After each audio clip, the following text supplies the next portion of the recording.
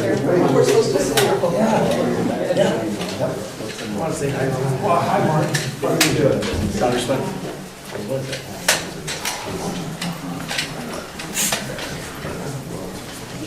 What's going on? Good. How are you? No.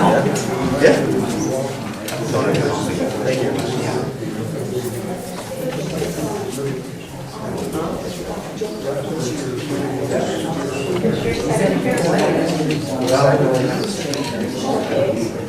I'm in charge of training.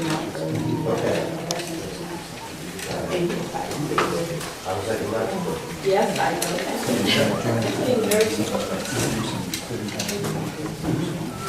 Well, this is a little too formal for me. I like to kind of sit at a table in a circle and just have a discussion, but welcome.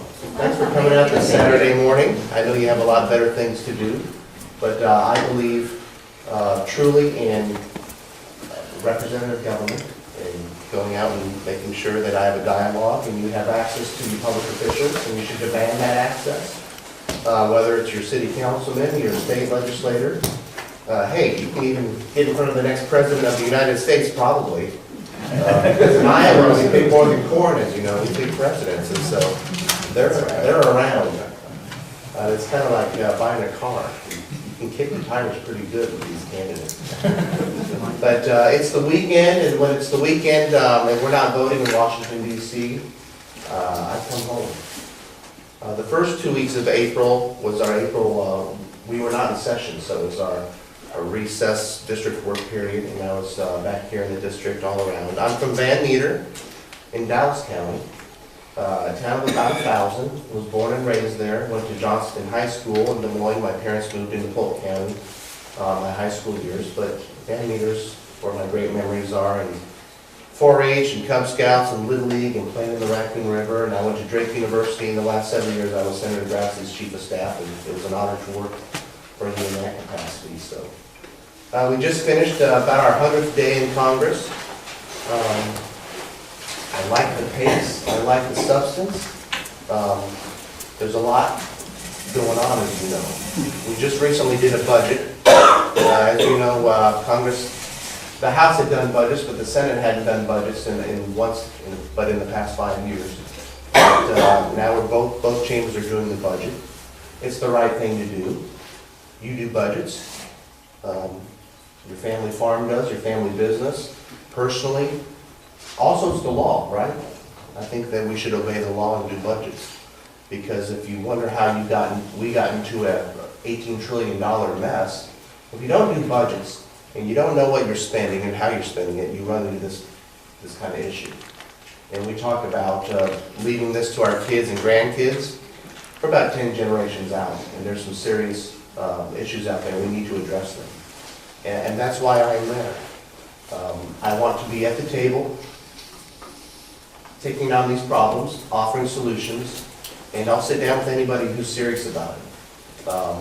There's a lot of partisan divide out there in the country, but I truly believe that everybody who I serve with, on both sides of the aisle, that they do love their country.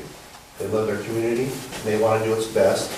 We just have different ways of getting there sometimes, don't we? But we need to first sit down together. Sometimes you can get up from the table and walk away, and that's okay. You have differences, but you got to start there. I'm just going to kind of leave the agenda to you folks, but I just want you to know that in Iowa, we work hard and we're nice. And we don't always agree, though, on issues. And so I'm asking that we all just have a nice, civil, respectful conversation. And as well, we're being videotaped today.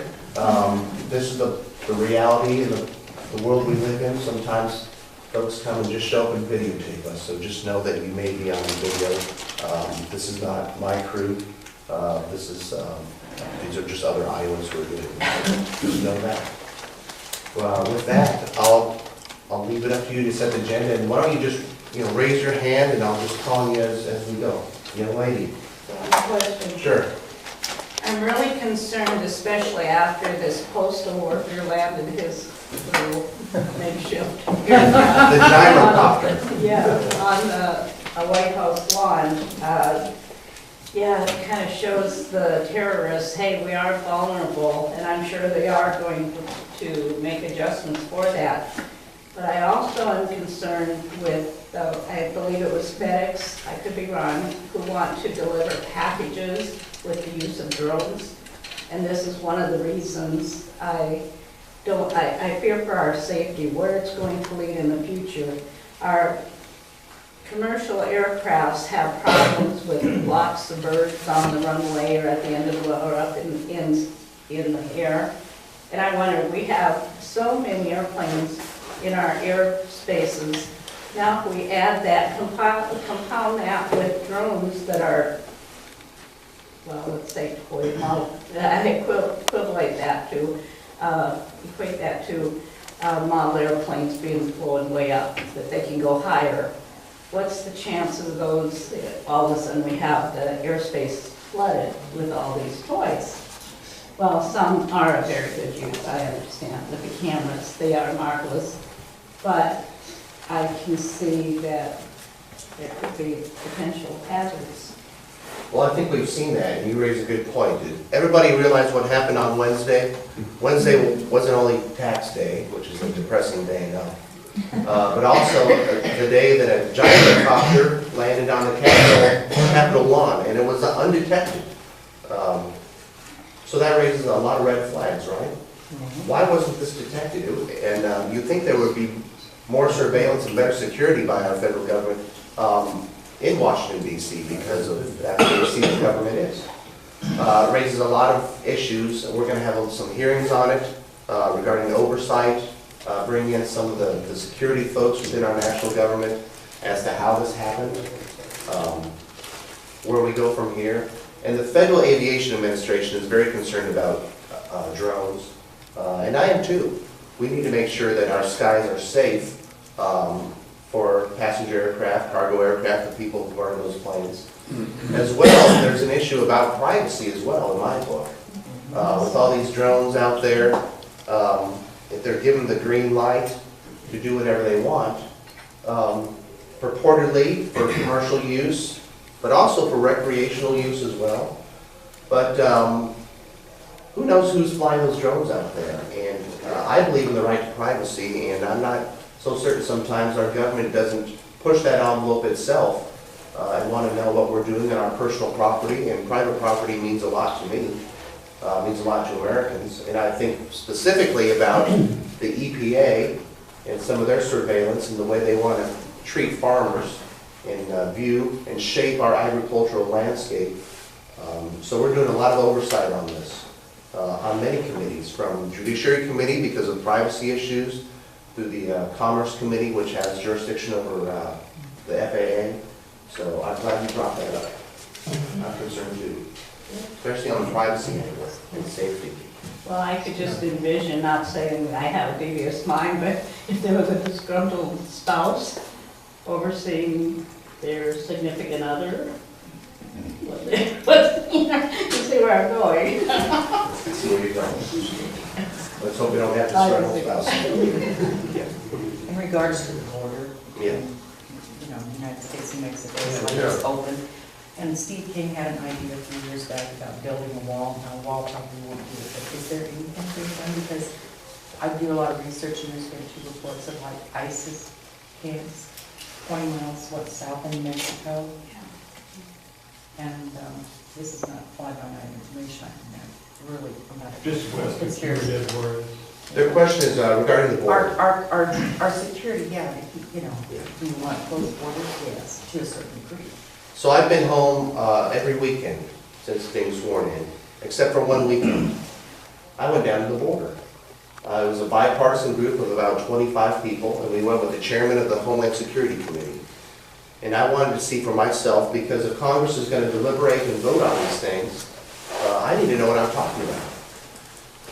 So we went down to 3 different sectors on the border. We went to Tijuana, San Diego sector.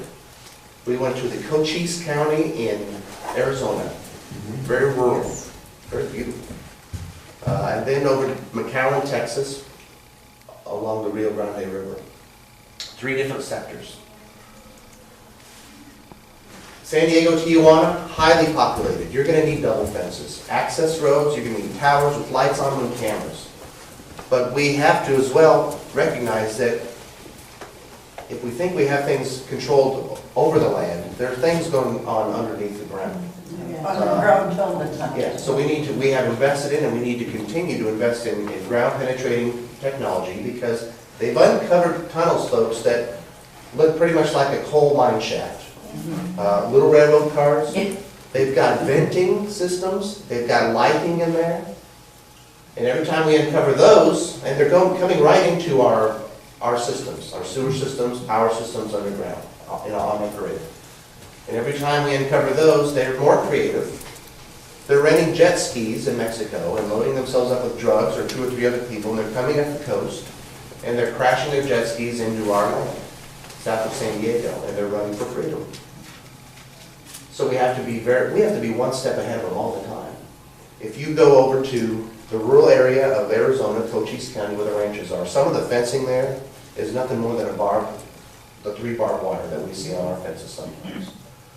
We need border patrol there on horseback, because some of the terrain there it's not just flat land where you can see things.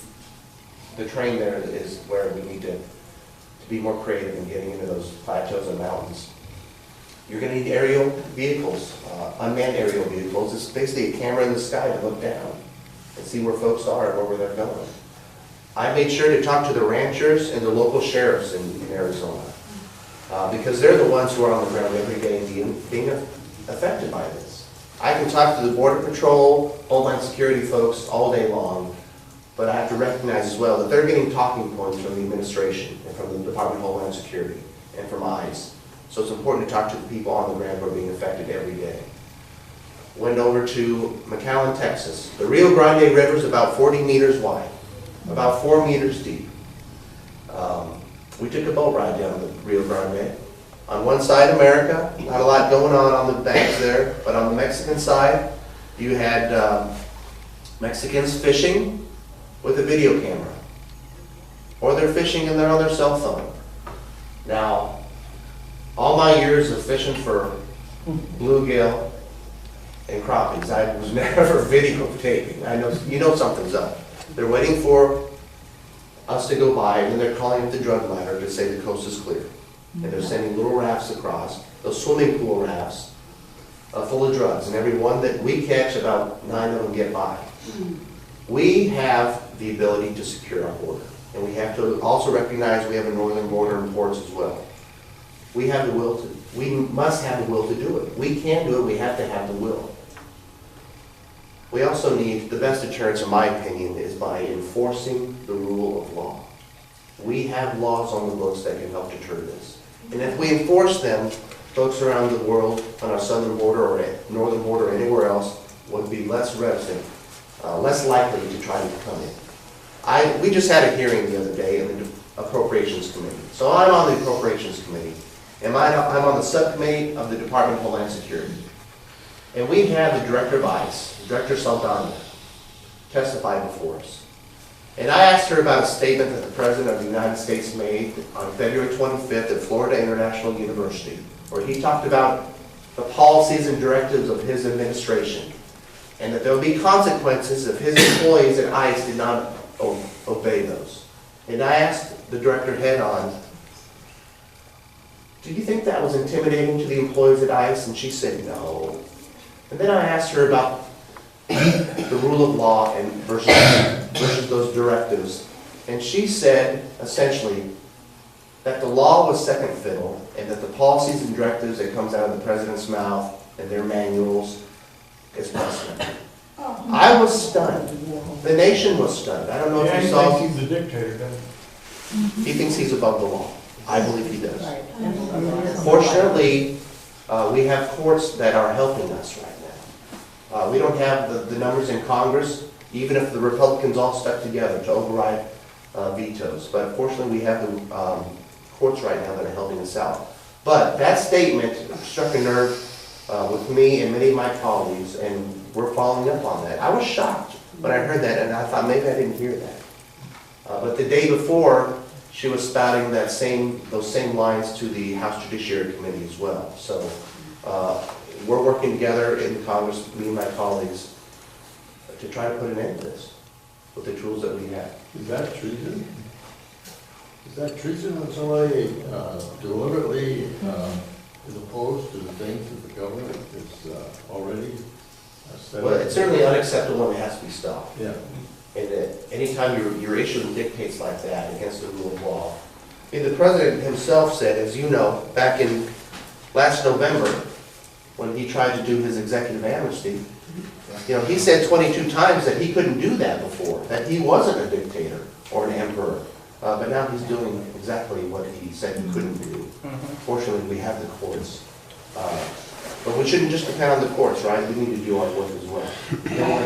Also, in line with that is having the people learn English. When I was instructing down in Texas, I taught school at Edinburgh and also far. And at that time, there was a group of about 400 non-citizens who take the oath of office, and I believe it was taken in Spanish. I mean, not oath of office, citizenship. We are a nation of many backgrounds, and my relatives came out in 1881 from Germany. They didn't know lick English, but knowing the language of the country you're in, and English is the language of opportunity. It's the language that we use in our everyday lives. I have a question. I was going to ask Joni Ernst if she ever came around, but I'm going to ask you anyway. My son was in the Marines 4 or 5 years ago. He's a veteran right now. And back at that time, he ended up going to the Iraq War the first time. And he got hit with a roadside bomb 2 times. Plus, he developed a post-traumatic distress disorder. Okay, so then they let him come home for a while. And then they sent him back with all this post-traumatic distress disorder. And he came back with a double whammy of a post-traumatic distress disorder. He's presently now, and has been, going to the psychiatrist for the last 6 years. And he's got a job down there in California for the homeless veterans as a security guard. And he was doing really good until one day he found one of his clients dead in bed, and it snapped.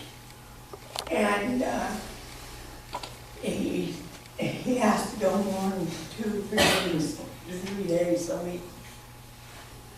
And in my fear, I don't think it's right for the government to send these guys over to Iraq the second time when they got diagnosed with post-traumatic depression first time.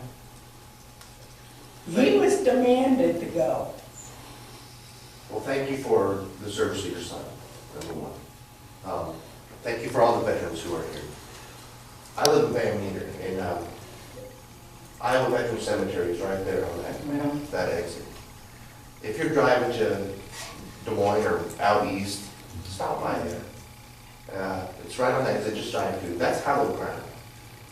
And I thank you for your son's service. And I also think you should know, and others should know, that Congress is recognizing more and more about PTSD and those effects that it has. What worries me as a mother, he's 33 years old now, and then what worries me, I can remember seeing in the papers where some of these military men, out of a blue sky, commit suicide. And that is my fear with my son. we also, not that Congress can do everything or has the answers, because many of these things, But why would they have to send them again? yeah, I don't know, and I just tell you honestly, I don't know. I don't know that situation. Because if they already know that they've had the post-traumatic distress disorder, they've already, I've been around when he was doing his exercises and stuff like that, recruiting, and there was plenty of kids, you know? So your question is, and it's one that I will pose to, There's more, The Department of there's more Defense guys out there that, is why would you send somebody who's diagnosed with PTSD back? I will ask that question. And I will let you know as well that we need more oversight and management of veterans' cases at the Veterans Affairs Administration. You saw, you can have your policy debates every day about this policy and that policy, but if you look at some of the major things that go wrong with our federal government, it's the management of them. And what was happening with our federal government, the Veterans Affairs Administration, in that Phoenix office, and some other offices, by tucking away files of veterans is wrong. It borders on criminal actions, I think. And Congress needs to do more oversight of that. We have a new Veterans Affairs Secretary who's promised to dig in on these things, and we need to keep them accountable, but Congress has a role as well for that oversight. But I will pose that question. And before we leave here, I want your name and address but to share the letter with you, that, the when I response. see in the papers when these military guys commit suicide, I understand what they're going through. It gets you pretty close to home, I understand. Don't leave without me knowing your name and address, okay? Thank you. Sir? I've seen in a paper that just recently we had religious freedom in the Veterans Administration, and the orders came down to cover up all signs of Christianity. I don't know whether they are any signs of any other so-called religion that they allow, but it seems to me that it's a two-way street. I think our country has been a religious country for many, many years. President Obama says no, and I don't know exactly how we're going to treat this, but I'd like to see something changed there.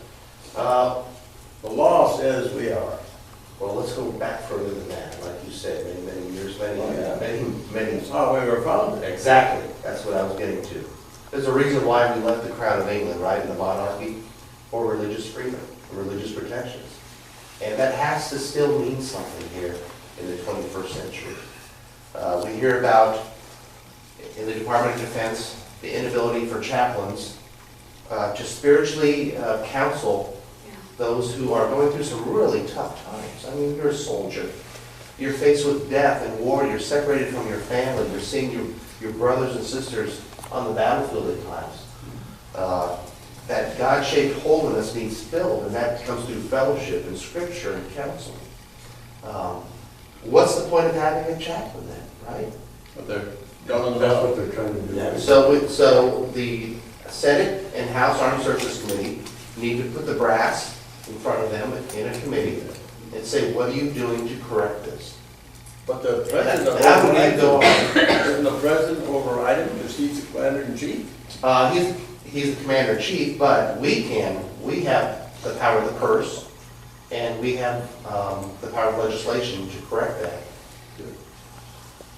But you bring up a great case. I mean, we're seeing less and less. We are religious people. I think our government, I know, is becoming more secular. That's just the way it is.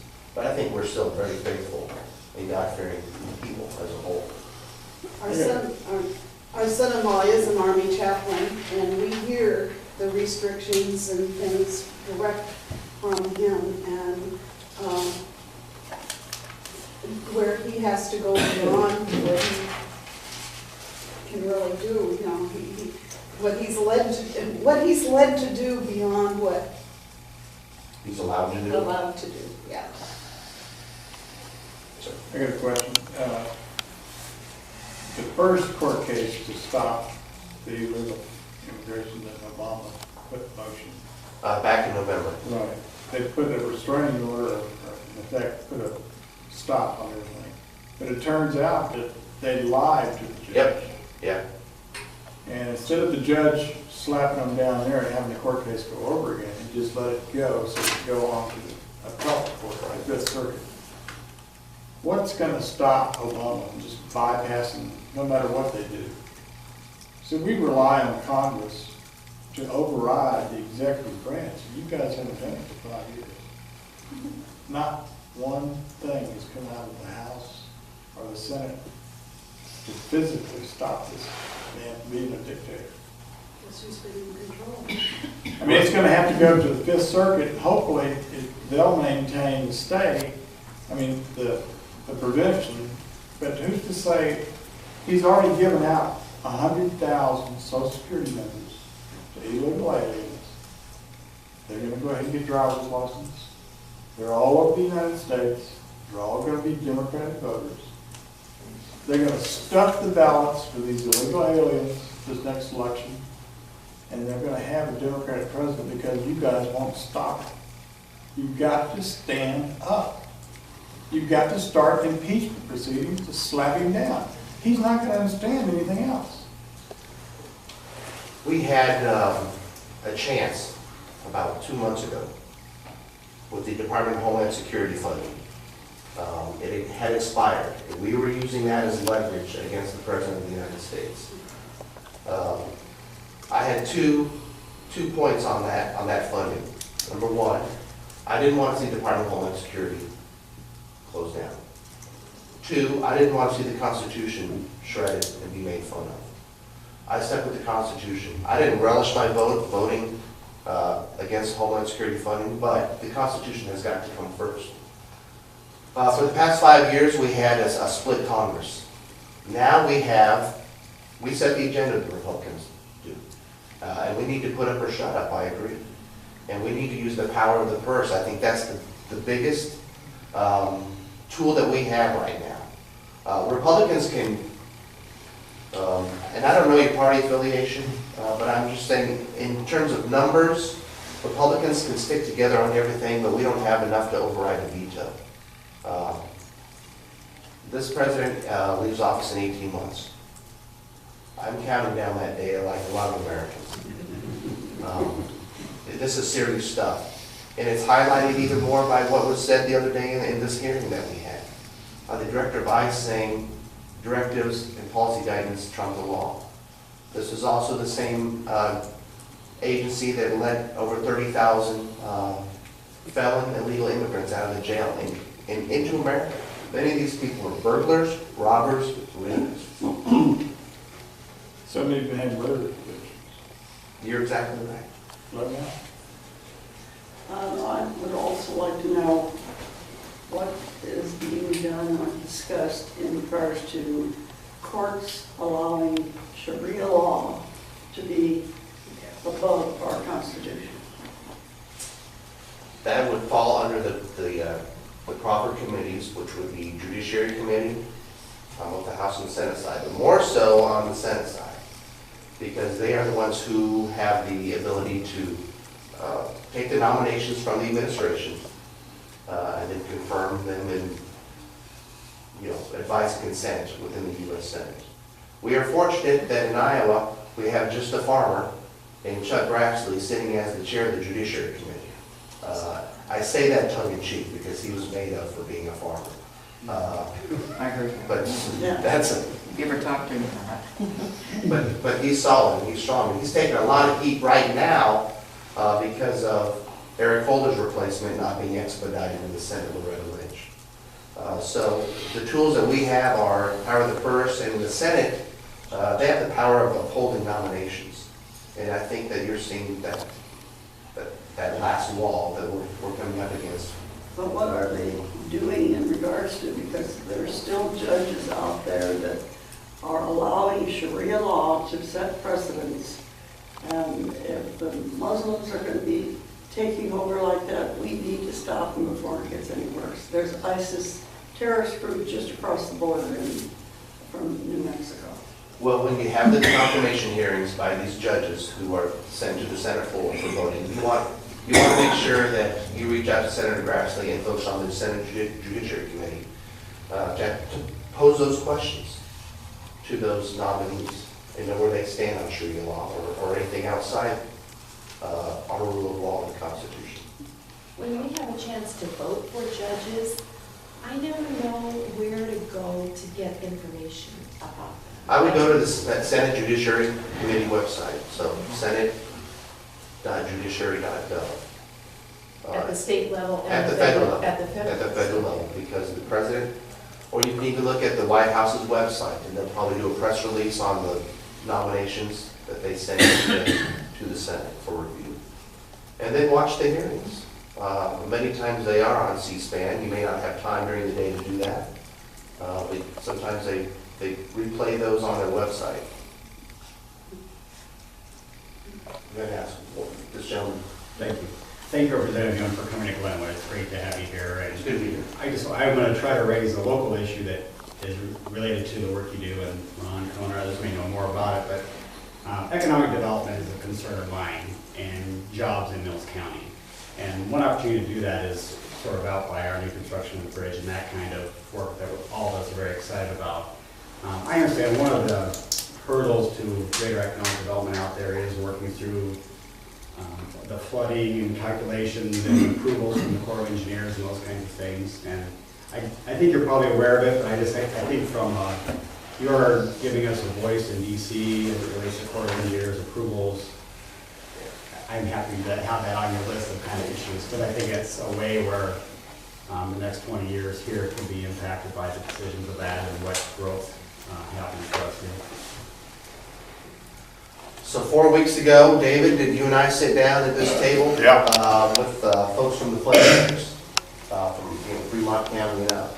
And we had a really good discussion, I thought, over an hour about the viewpoint from people on the ground here, and then the questions that should be posed to FEMA, to the Army Corps of Engineers.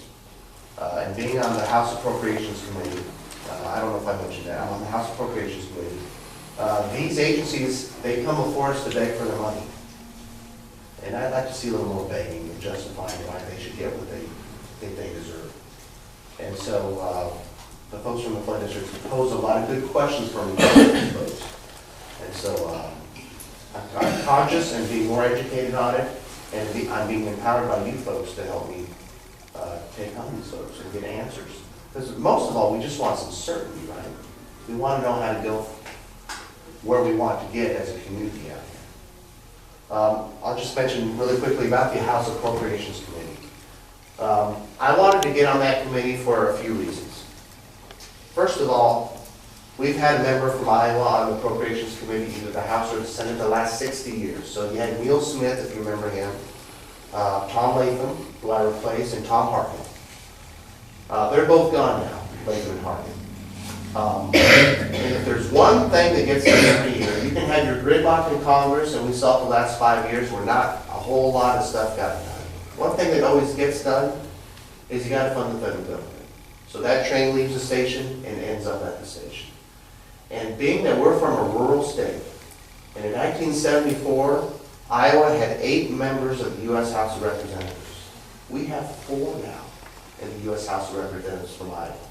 So I want to make sure that we had a voice on that committee to protect some areas where that we may need some funding, and maybe start cutting away and holding funding with the power of the purse on some of the rules and regs that come out, where like the EPA, they just don't get it. Sometimes I think the EPA's water rule, you've heard of this, Waters of the United States, they want to redefine water under the Clean Water Act, where maybe a farmer has to get a permit to tile his field.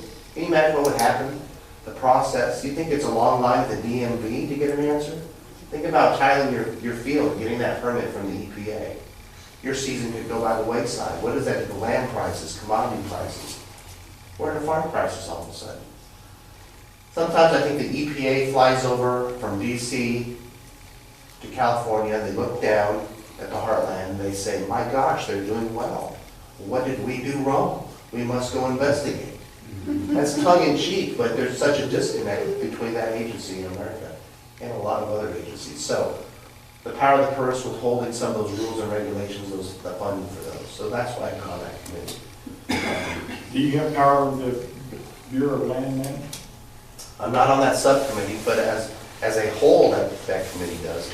So I'm on the agricultural subcommittee, Homeland Security subcommittee, which I really wanted on, because I was concerned about our borders, like many of you are, and also the transportation subcommittee.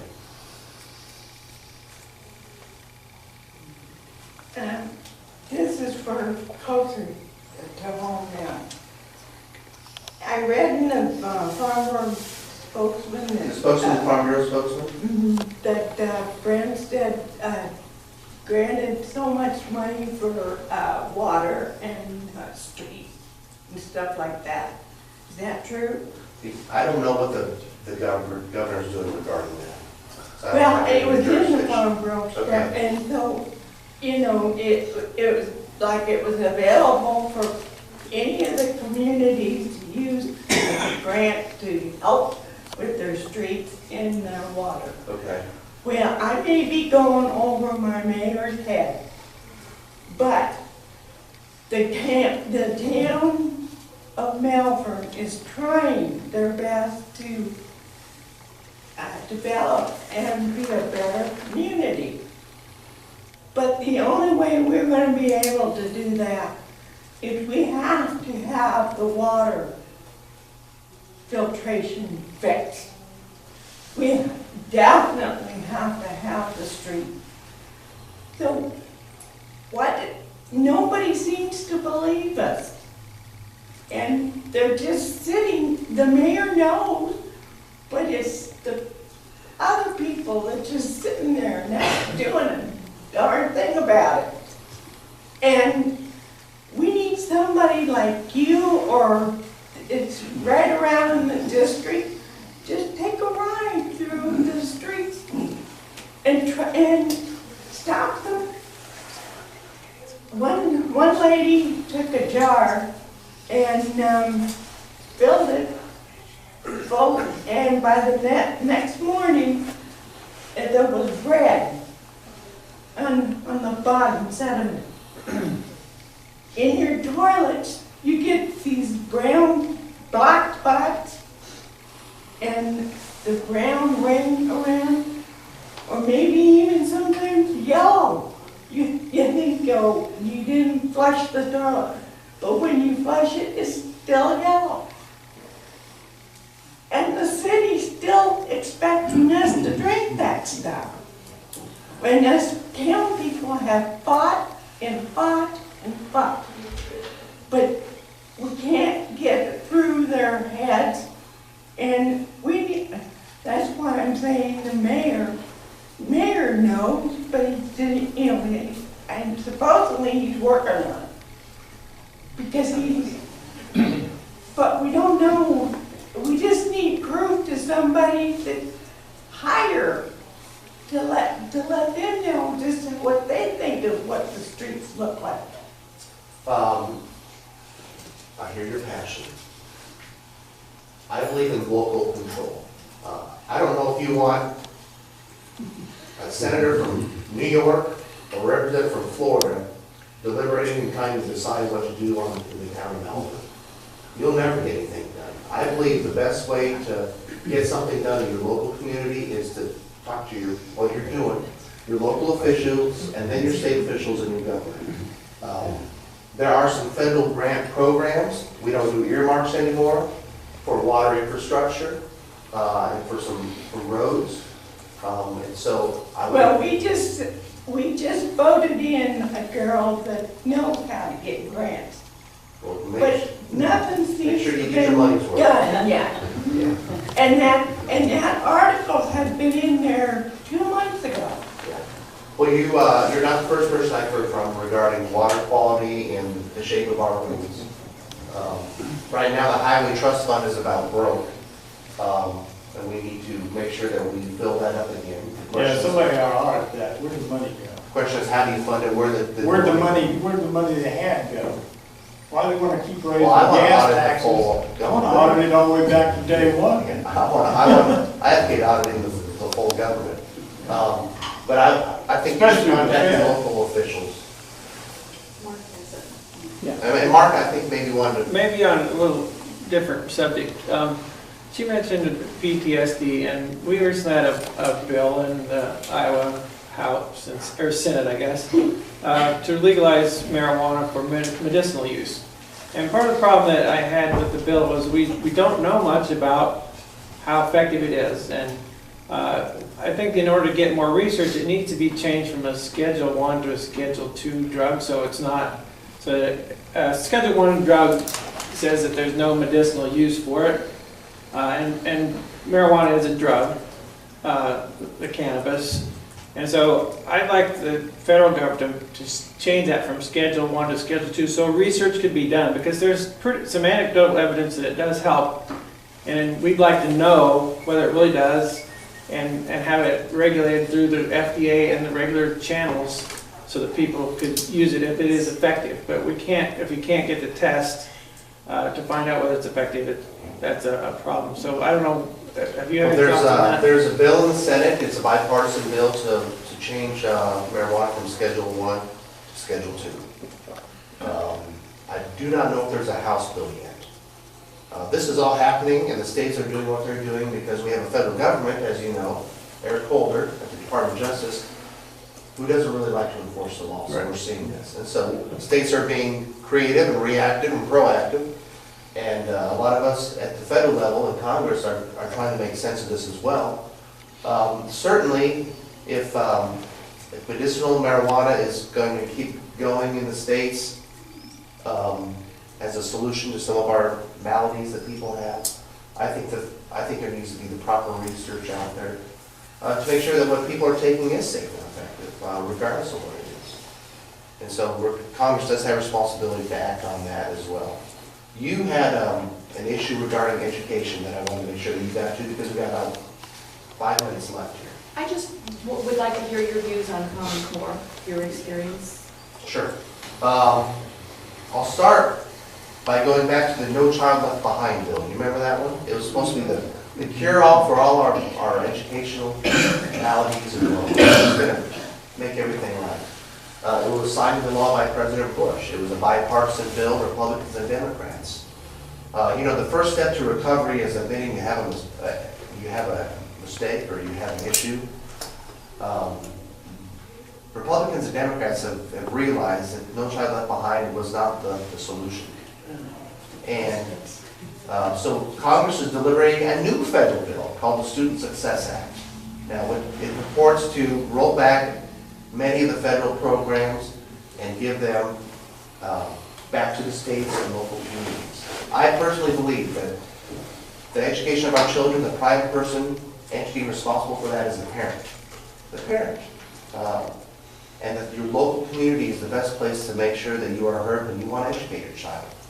The accountability is there. Children learn differently. Teachers teach differently to different kids' needs, but the one-size-fits-all approach, it just doesn't work. Kids in Glenwood are different from kids in Brooklyn, New York. Regarding Common Core, in this new bill that's being introduced and debated in the House, it does not allow states to be coerced or mandated to do Common Core, and I applaud that. It'll let states make that decision. Now, if the state wants to do Common Core, me as a Republican who is a 10th Amendment guy who likes states' rights, well, then that's what the people decide they decide. But it shouldn't be dictated by the federal government. And I hear pros and cons on each side of that issue, but I don't want to decide it for people in Washington. I think states and locals should decide that. The teachers that I've been talking to, they're really frustrated right now by No Child Left Behind because they feel like they have just become robots, really. And one teacher in Preston summed it up to me the best when she said, "I feel more like a tester than a teacher." Yeah. And I believe that the people who work at the Department of Education in Washington, D.C., they may have great intentions, but they don't see the faces of our kids. They know what's happening in our classrooms. They see children as data points and statistics. And with that, I'll take, I think you got time for about one or two more questions.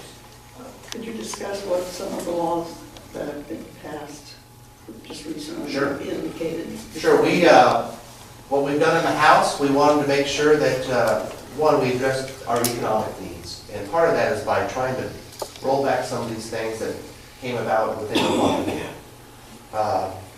We passed a bill changing the work hour week back to 40 hours because it was at 30 hours. We passed a bill to repeal Obamacare.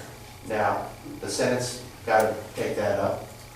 It's going to be very difficult, as you know, under this president, to get that fully repealed. The courts may decide this in June, the King versus Burwell case. We passed the Keystone Pipeline bill here in the House and in the Senate. The Senate tried to override it and failed. In the House, we haven't tried that yet. Maybe we're waiting for something that the president really wants, maybe try to attach that to that. Yesterday, on the 15th, the 16th, right after tax day, we repealed the death tax. We don't think that Iowans should be visiting the IRS and a mortician on the same day. It's ludicrous. We need to keep our small businesses and our family farms in the family and not have those parceled off where they're whittled down to nothing. There are some big issues coming up, and let me tell you about one of them. You saw what was happening internationally with Iran. The President and the Secretary of State and Secretary of Energy struck a deal with Iran. We had a classified briefing the other day with the Secretary of State, the Secretary of Energy, the Secretary of Treasury, and the CIA official. I didn't learn much more than what I've already heard in the press. And it's interesting how you read the press on this. American press sees this agreement in one way, the Iranian press sees it in another way. The details on this will really get hashed out by the end of June.